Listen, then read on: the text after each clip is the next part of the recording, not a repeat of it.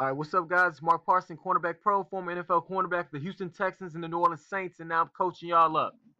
All right, so today we got a clip, Oklahoma drill. We're gonna talk about tackling. So I get a lot of questions about tackling, and then not only the technique of tackling, but the confidence. So we're gonna address it today. This is a really good clip, and I feel like this can help a lot of guys. All right. So we're gonna go over this clip. Of course, you know how I do it. I'm gonna show it 3 times, and then we're gonna go over it. Make sure you guys email me at cornerbackpro@gmail.com so you can get all the training programs. Very important. Training programs on the coverage, man coverage, one-on-one mastery, mind and body, catching sticky hands, catching series, all that good stuff. All right. So let's go ahead and watch this 3 times, and we're gonna go over it.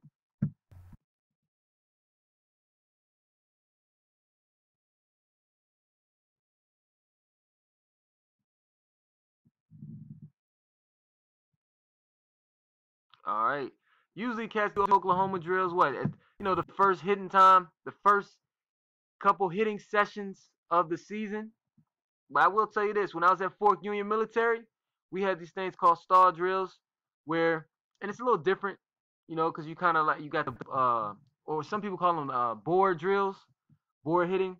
But we used to do these too, Oklahoma drills, and we would do it all throughout the year, yo. And the reason why we would do it is it was more of a competition type of deal that a coach like. So if you wanted to take somebody's spot, and I guess if you guys were kind of close in yards and ability and all that stuff, Coach Schumann would just, hey, whoever got the most dog in them, that's who's gonna start, bro. So it always kept everybody on their toes throughout the whole season. You couldn't get lazy. You got to be focused, because if I remember my boy, and by the way, it's on GoProFootball.org. You got to hear the BJ Armstrong, not BJ Armstrong, BJ Hill. Y'all too young for BJ Armstrong. He played NBA in the NBA years ago. But BJ Hill, you got to hear that interview, man. You got to hear that interview. That's a really good interview for all football players. But BJ Hill, he was just mad. He's like, bro, I'm better than this dude who was starting over him. Peyton. Man, what was Peyton's last freaking first name? Brian. So it was 3 running backs. At this point, I freaking moved the corner. So I was like, man, that's my best shot. But BJ, who ended up playing D1A, and Brian ended up playing D1A. So y'all, these stories are very important, because y'all talking about competitive. Yo, Fort Union, we had second round NFL guys. We had some of the best athletes on the East Coast. So it's just incredible, man. You talking about competition, and then Coach Schumann was hard, bro. Like, man, y'all, a lot of cats never experienced that. So I'm glad and fortunate that I had to experience that adversity early on, because it prepared me for college and the pros. That's what, embrace the hard stuff. You're like, man, my coach not playing me. Embrace it. Earn your spot. A lot of guys think, oh, I'm just gonna transfer to another school, man. That's soft. Don't do that, fellas. Don't get into that habit, man. Get your coach to like you. Earn your spot. It's gonna pay off, because in the pros you ain't gonna be doing that. All right. Or in college, you really ain't gonna do that, and be successful. All right, so watch this. I'm glad I stopped it right here. Okay. I do like how he bounced back up, though. You see how he pop up and talk his mess? Okay, you get popped, you gonna lay down there? Nah, man, pop back up and talk your mess. Okay, you got me. I got you next. Line back up. Okay, you got me. Line back up. I like the attitude. So we're gonna go over it, fellas. Let's get better today. I like the energy from everybody, though. I like it. Okay, number 1. So he sees a clear path to the running back. I would say this, fellas. He has a good. So one good thing about this young guy, he's not scared. Okay, so that's the number 1 thing. And when it comes to tackling, all right, I've been myself. I have my own experiences, and I've interviewed and talked to a lot of guys when it comes to tackling. Some really good tacklers. If you guys look up Michael Mitchell, he's a free agent now, but he's one of my homies from Ohio University. He played. If you look up Mike Mitchell highlights. Okay, you're gonna see some nice hits. The first thing is, man, this dude's always hyping himself up. Like, it's self-talk. Like, what? Man, I'm rock anybody out here. Like he's always doing that. So when you see him like getting hype and talking, that stuff is hyping himself up because it's mental. So desire is your first thing. If you strongly want to tackle somebody, you're gonna make it happen. That's number one. So desire. That means I'm gonna move, I'm aggressive. I'm gonna make this tackle, man. All right. So when you learn how to turn that switch on, that's gonna help you out first. That's the number one thing. Because if you come in here timid, you don't have a chance. If you're like, oh, I'm scared about getting hurt. Like I always tell my guys, as long as you keep your head up, you'll be good. You'll be safe for the most part. You don't go in when you go in there scared, that's when you get hurt. So eliminate fear. Keep your head up. You'll protect your head. You protect your neck. All right. And then I got a couple videos. If you look up the Seahawks tackling video, or if you go on my channel, you'll see like different techniques, right, of how to tackle. The Seahawks training film is pretty good. So you learn they're teaching a rugby style of tackle. All right. So that's the first thing. Desire number one, which starts within, and then you need to get a running start. All right. The person with a running start. Now, let's go into the two things. I say two that's going to change the game for you. All right. Let me see if I can move it back just a tad. Now, who are you going against? Now we're talking about knowledge. Well, no, not knowledge. I would say using wisdom. So if I'm going against a guy who's kind of stout, right, who has low center of gravity, I need to use good leverage. So if you see this guy coming in, his head is up, he's coming in with great desire and he's moving well, but he's still standing straight up, and he's going against a guy who looks like he's stout and he's low center of gravity, shorter guy. All right.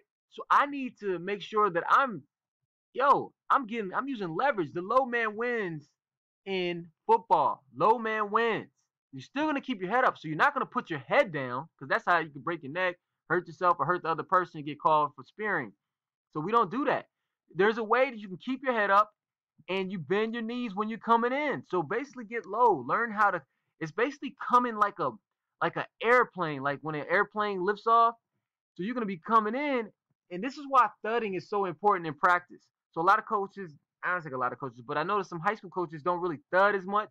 You have three different things you can do in practice. You got tag off period, which is really good. So tag off is not like two-hand touch where you just reach out and tag off. No, tag off is when you bend right here, right, in practice. You bend your knees and you come off, and then you tag them off at the hips, but you're always coming up. So you get under their pad level. Okay? You always, no matter what, you get the habit of coming under their pad level and coming through and tagging off. Then if there's another period, there's thudding. So thudding is actually really good for you. All right? Because guys get in the habit of just diving for the legs, man. Thudding forces you to thud up with those jokers. That means you still get under their pad level, but you thud. You wrap them up. So it's body. So you can't arm tackle. No, you're thudding them up. So you're getting your shoulder in there, getting under a pad level, and you're driving your feet. Okay? And you have to wrap up, and you're still standing up. So you keep them up. Now, depending on how big the ball carrier is, so if the guy's 240 pounds and you're 150, what do? That's when you go with the lower tackle. Still keep your head up, but you're basically wrapping their legs. You're going from the waist. Like my coach used to always say, go for the waist, like basically go a little bit higher, but not too high, like this guy did. And then if you're falling down, it'll kind of like you're wrapping up. You basically fall to his legs, and then you can roll with it like an alligator roll. But no matter what, you still need to drive your legs, and you just get lower. So if the guy's bigger than you, just go lower, okay, and then drive. But the point is right here, he goes in extremely high. Boom. So this guy's pad level was lower, and he uses leverage. Okay? So right here, look at the pad level. Now he needs to keep his head up. And I see a lot of people actually getting upset about how the running backs can put their head down kinda, and we can't. But look, He needs to keep his head up. He needs to get under his pad level and then drive his feet. So when I watched this originally, he stopped his feet. So the two things that I would say that will help you guys in your tackling, he has great desire. He's coming. He stops his feet and then he allows this guy's pad level to get underneath of his. I mean, that's simple, man. That's simple. So his pad level, since he has better leverage than us, he gets under his pad level and his feet are going. He keeps his feet moving. We stop our feet. That's what happens. So let's watch it again. This is really good right here, so you can see it. His pad level's underneath. So you gotta get low, and once you get under their pad level, that's when you drive them up like an airplane, like how an airplane goes this direction. So you get low, you coming in, you get under his pad level, you keep your head up, and then you wrap up and you drive. So then your body will raise, his body will raise. But since we stop our feet and then he gets on our pad level, this is what happens. Let's watch it a couple times. Let's watch it all the way through. Got on our pad level. I do like how he popped up though and talk that mess. That's okay. I'll be back. I like it. I like the energy too. So like coaches, I understand like it's difficult for coaches because you want to keep you guys healthy, especially later on in the year. So you don't want to do anything crazy. But there has to be some type of board drill that you're doing at least twice a week. Maybe not a full out Oklahoma drill, but that's what I learned, man. At Ohio, we got a lot better as a physical team. You got to remain physical. You got to remain healthy. But there's some level of board drills. We used to do that at Ohio because I feel like they thought we got soft, which happens over time. If you're not being physical at all, and then even in Houston, because in the NFL, just to give you a heads up, in the NFL, guys, we don't wear pads. Like later on in the season, we start wearing pads like that, right? Because the season's so freaking long. But I will say this: it got to the point where we started doing some type of board drill later on in the season because guys got to hit, man. It's a mentality. So if you're not practicing it, you're not gonna do it. And in New Orleans Super Bowl year, shoot, bruh, those practices were hard. It was hard. The only easy practice, well, not even easy because it was mental, was the day before the game, basically, or before the travel day.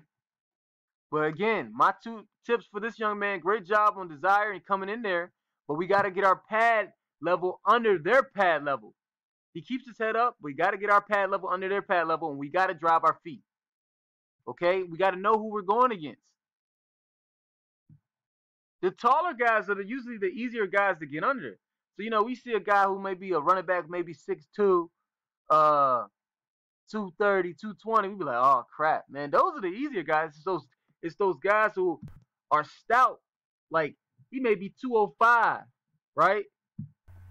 He may be 205, but he 5'8", and he knows how to use leverage. He knows how to use his leverage, and he's hungry. Who's more hungry after that? So, great job, man. I know you got a lot of guys been asking this question about tackling because, I understand it could be some form of fear, but you got to eliminate that fear. You have to train your mind for war and battle when it comes to football. You got to train your mind for aggressiveness. You got to turn on that switch. You got to turn it off, turn it on. You got to hype yourself up. Learn how to hype yourself up. Learn how to feel those chills before the game when you get nervous. And you like, man, it's me or them, man. It's me or them. That's how it's positive self-talk, okay? So we're going to keep these videos coming. I'm excited for y'all, man. Let's get it. Make sure you guys email me at cornerbackpro@gmail.com. Ask for the training programs because it does matter how strong you are, how fast you are, how explosive you are. So those power cleans, hang cleans, all that good stuff, deadlifts is going to help you in your tackling. So don't think you're going to go out there and ball out if you're not doing these type of things in the off season and still doing it during the season. You still need to be lifting weights, okay?